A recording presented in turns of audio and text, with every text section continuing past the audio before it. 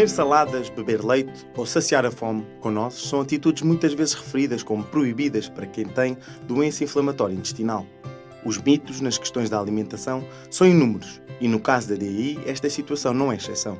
Dizem que não se pode comer fruta, legumes, glúten, enfim, são muitas as proibições que têm impacto junto das pessoas que vivem com DAI. Estando a doença de Crohn e a colite ulcerosa ligadas ao trato intestinal, é natural que se pense que a alimentação pode ter influência na evolução da doença. Mas terá ou não essa influência? Este é o tema desta emissão de Dar a Volta à DAI no canal de YouTube da APDI. Gosto tanto de fruta, mas não posso comer. Tenho DAI. Esta é uma frase que se ouve quando se fala de alimentação entre pessoas com doença de Crohn e colite ulcerosa. Mas será mesmo assim? Será que o que comemos tem impacto na evolução da doença e devemos restringir alimentos? Será que se cortarmos o açúcar e o glúten da alimentação, a doença regride? Vamos dar a volta à DAI e quebrar os mitos da alimentação. Doutora Carla Guimarães, muito obrigada por ter aceitado mais uma vez o desafio de estar aqui no Dar a Volta à DAI do canal da Associação Portuguesa da Doença Inflamatória do Intestino. Vamos falar de alimentação. Já não é a primeira vez que falamos sobre este tema, mas agora vamos analisar e desmistificar alguns mitos que muitas vezes andam no ar. E a primeira questão que eu queria saber é se o peso da alimentação na DAI é condicionante para a evolução da mesma ou não. Obrigada pelo convite, é um gosto estar aqui. Respondendo à sua questão, de facto sim, a alimentação, e cada vez mais estudos nos mostram isso, que tem um papel importante, desde logo até na etiologia, no meio de todos os fatores que contribuem para o aparecimento da doença inflamatória intestinal, mas também portanto, no controle da sua evolução. Portanto, um papel importante portanto, associado à terapêutica farmacológica, porque é essencial ter um bom estado nutricional. Ok. E porquê é que é importante na doença inflamatória intestinal? Porque nos ajuda, uma pessoa bem nutrida, tem capacidade de combater melhor a doença, desde logo a inflamação, até nos aspectos que dizem respeito à cicatrização, a própria resposta imunitária. Portanto, se estivermos bem nutridos, temos capacidade de responder de forma melhor e também dizer que a alimentação pode ser usada também, e neste contexto, para controlar a sintomatologia associada à doença inflamatória intestinal. Bem nutrida, o que é estar bem nutrido? Exatamente. Desde logo, nós precisamos de vários nutrientes, não é? Um estado nutricional adequado que nos permita que o nosso organismo funcione da forma adequada. Não é? Precisamos dos nutrientes para todas as vias metabólicas funcionarem, nomeadamente, olha, digo-lhe, por exemplo, os medicamentos, a eficácia dos medicamentos pode ser comprometida se eu tenho um mau estado nutricional. Ok. Portanto, e sabemos que as pessoas que têm doença inflamatória intestinal, mais quem tem doença de Crohn, têm um risco acrescido de desnutrição, devido às questões associadas à doença e até à própria medicação. Desde logo, menos apetite, mais diarreias, temos mais perdas, podemos absorver menos os nutrientes e, portanto, estamos em risco acrescido. E aí, de facto, a alimentação tem um papel importante que vai, de facto, fornecer todos os nutrientes que necessitamos para estar, de facto, com um estado nutricional adequado. Então vamos ver se nos entendemos. Nesse contexto, temos de estar bem nutridos. Para estar bem nutridos, temos de fazer uma alimentação saudável. Para fazer uma alimentação saudável, devemos comer todos os alimentos. Há ou não alimentos proibidos quando se tem doença inflamatória do intestino? Olha, Marina, eu dizer alimentos proibidos é um conceito que não gosto muito não é o proibido, não é? Depois, quando falamos em proibido, parece mais apetecível. Portanto, há alimentos que no âmbito de uma alimentação saudável, devemos consumir com mais moderação e outros que devemos potenciar. Desde logo, tudo que seja alimentos muito processados, muitas gorduras saturadas, altos teores de açúcar, isso portanto, traz alguma inflamação, portanto não são tão adequados. No oposto, alimentos mais à base de frutas, de hortícolas, os legumes, as hortaliças, carnes mais brancas, por exemplo, pescado, não é? Com mais gordo, com mais ômega 3, não é? Hoje em dia O ômega 3 é muito importante. mais anti-inflamatório, de facto devemos potenciar. E no âmbito da doença inflamatória intestinal aplicam-se essas regras, não é? Ok. De uma São forma as geral, mesmas, que no fundo são as mesmas para as pessoas normais, não é? população em geral. Para a população em geral, não é? Pronto. Agora, temos de ter temos de dar particular atenção ao estado da doença, não é? Porque isso também pode condicionar aquilo que podemos ou não comer. Exatamente. Dizer-lhe que quando uma pessoa que tem doença inflamatória intestinal está numa fase ativa, está associado a uma sintomatologia, não é? Muitas vezes diarreia, falta de apetite, e aí condiciona a alimentação. Porquê? Porque é o mesmo caminho, não é? Claro. O mesmo caminho que usamos para a digestão e para a absorção dos nutrientes é o mesmo em que há inflamação nesta doença. E, portanto, temos de ter aqui alguns aspectos a ter em conta. Desde logo, geralmente numa fase mais ativa, a tolerância a alguns alimentos é inferior. E dá-lhe exemplo, que é muitas vezes relatado, portanto, os alimentos com fibra insolúvel, quais são? Os cereais integrais, a fruta mais a casca, algumas verduras, nós falamos um pouco assim, as verduras, aqueles alimentos verdes com caldo, têm uma fibra insolúvel e depois pode trazer, de facto, a irritar um pouco o intestino e agravar os sintomas. Agravar os sintomas, não ficar mais doente, é diferente. Ok, pois. Tá bem, isso é importante nós fazermos essa ressalva. E é mesmo muito importante. E falou aí no açúcar, e recentemente houve uma polémica que esteve acesa até nas redes sociais, porque alguém terá afirmado que retirando o açúcar e o glúten da alimentação, faríamos com que a DI se curasse. Numa primeira fase a pessoa disse que se curava, depois que entraria em remissão. Está cientificamente provado que isto é possível ou não? Adoraríamos ter essa resposta, não é? E dizer que, de facto, a doença inflamatória intestinal tem cura. Sabemos que não tem cura, não é?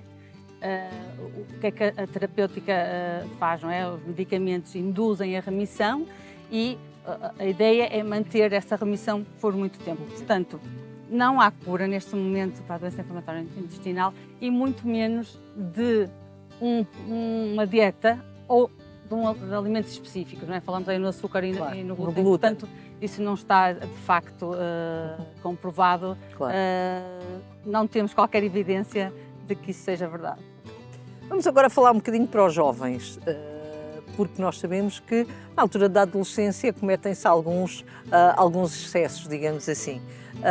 É a altura de se comer fora e de ir a McDonald's e a sítios de fast food, é a altura de sair com os amigos e beber um copo a mais, etc., um ou dois ou três, e temos ouvido, de facto, indicações de que os jovens estão a beber muito outra vez e, portanto, um jovem com doença inflamatória intestinal pode fazer estas coisas com controle ou sem controle. Nós sabemos que não deve, não é? Mas com algum controle é possível ou não? Bem, o que é o controle, não é? Ficamos sempre Pois, assim com esta pois. dúvida. Mas falando por partes, primeiro, os jovens não devem consumir álcool. Estamos a falar jovens dos 17, 18 ou até mais jovens, de facto, Sim. não devem consumir álcool. Jovens com doença inflamatória. Quer dizer, Jovens, qualquer Jovem, jovem, não qualquer deve jovem. consumir álcool. Se falamos em jovem adultos, de facto, aí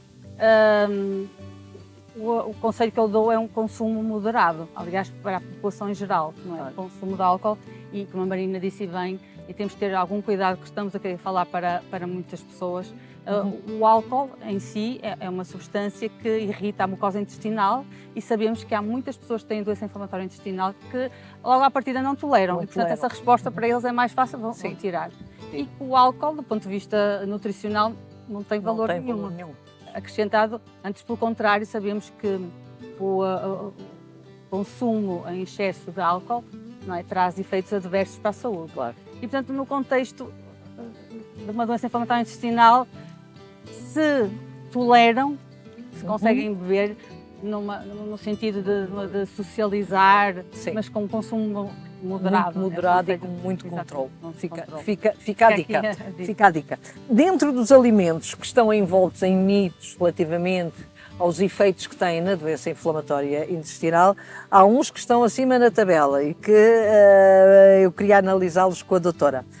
Começava pelas saladas verdes. Já aqui disse que devemos comer fibras e hortícolas, etc. Saladas verdes, sim ou não? Sim, Sim.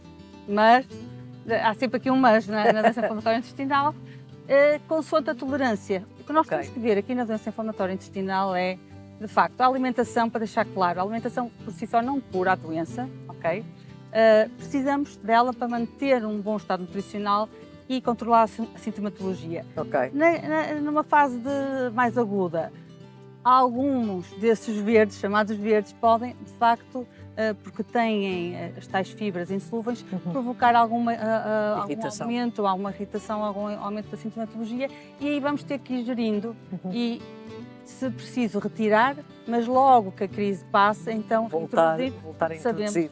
que Que são importantes, importante para o controle até da doença e para não voltar a ter novas crises. né? Que pode acontecer. Leite. Leite é um Leite. mil. Leite Leite. é obrigatório falar Não dele. há nenhuma indicação formal que de facto se deva tirar o leite às pessoas que têm doença inflamatória intestinal. Uhum. Agora, temos que analisar caso a caso. As pessoas que têm sintomatologia quando ingerem leite, não é?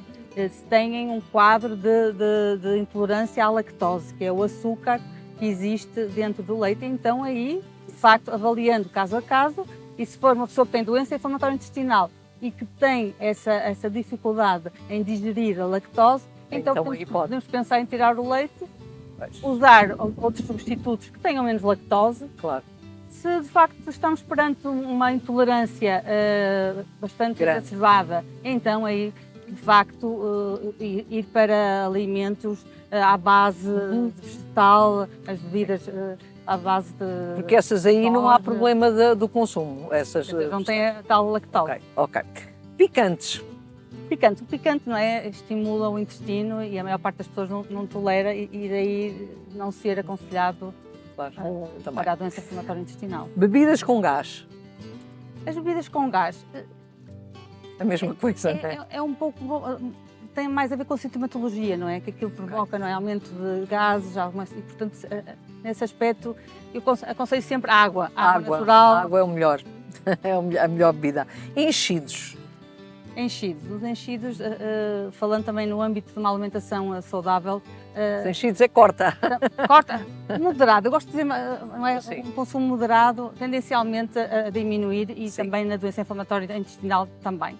Açúcar. O açúcar é um dos mitos que anda aí mais em voga, não é? açúcar. Que o açúcar que provoca cancro, o açúcar que aumenta a doença, os sintomas da doença inflamatória, etc. Faz mesmo assim tão mal? O açúcar. A questão, volto a dizer, é sempre o consumo em excesso. Em excesso. Não é? Sabemos que na doença inflamatória intestinal muitos estudos nos mostram que as pessoas que seguem uma alimentação ocidentalizada, o que é esta? Com o excesso de açúcar, açúcares livres, Claro. nos refrigerantes, Claro. nos bolos, açúcar adicionado Pois. aos alimentos. Muito fast food, muitos alimentos processados têm têm um risco acrescido de virem a ter doença inflamatória intestinal. E, portanto, Claro. daí vêm essas recomendações de o consumo de açúcar também ser, de facto, moderado. Neste Porque caso. muitas vezes nós não damos conta do açúcar que consumimos ao longo do dia, não é? Está em muitos sítios, não é? Pois é, muitas coisas. Glúten, para terminar. Glúten. Também para deixar claro, não há qualquer recomendação que se deva tirar o glúten, não é? Que se deva seguir uma dieta isenta de glúten para a doença inflamatória intestinal. O que é que pode estar a acontecer? Se eu tenho uma pessoa que tem doença inflamatória intestinal e tem doença celíaca, não é?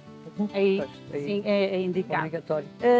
Também temos outras situações em que a pessoa pode ter uma sensibilidade ao glúten, não é? E, portanto, isso tem que ser avaliado por um profissional Claro, de saúde. claro. Não retirarem o glúten Só antes de porque. ser diagnosticado pelo seu médico que o acompanha e depois daí, então, se há sintomatologia associada ao consumo do glúten, então, junto com o médico ou com o nutricionista, acompanhar essa pessoa e ver se a retirada do glúten de facto melhora os sintomas e é assim que se deve ser feito. Doutora Carla, nós demos aqui muitos conselhos, ficaram muitas questões no ar ainda que podíamos continuar, mas se houver dúvidas, o melhor é consultar um nutricionista, não é? Sim, estamos sempre disponíveis para esclarecer. Muito obrigada, doutora Carla, Foi muito um gosto, obrigada. obrigada. Quando a tua DI está em remissão, podes e deves fazer uma alimentação variada e saudável. Deves ir introduzindo os alimentos e perceber como reage o teu aparelho digestivo. Os mitos da alimentação na DI são muitos e não te esqueças que a maior parte deles são falsos. Faz a tua própria lista de alimentos e vê aqueles que te fazem mal. Não há duas pessoas iguais e na DI também não. Aproveita a vida e o prazer de comer, e se possível de forma saudável. Mas já sabes, se tiveres dúvidas, há nutricionistas na APDI que te podem ajudar.